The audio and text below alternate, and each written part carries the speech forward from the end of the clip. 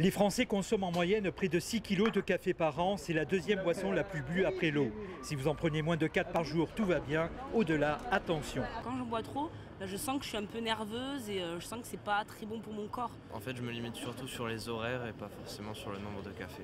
Plus de taux 3 cafés, effectivement, je me sens beaucoup plus irritable, beaucoup plus énervée. Si c'est meilleur pour la santé, pourquoi pas restreindre, mais après, faut savoir garder ses libertés. Tous les jours, vous êtes 5 millions à boire un café dans un bar. Rien de tel alors pour que la médecine s'intéresse au sujet.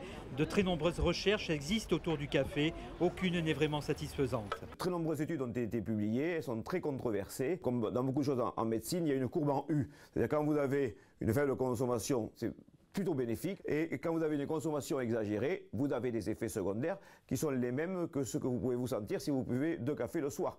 Il y a beaucoup d'idées reçues autour du café. Il faut donc parfois rappeler des vérités.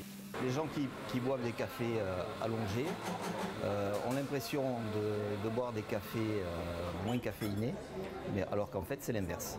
Le café est un excitant cardiaque, rien de neuf dans le monde des stimulants. Une chose est sûre, selon un sondage, les Français déclarent pouvoir se passer des réseaux sociaux, mais pas du petit noir.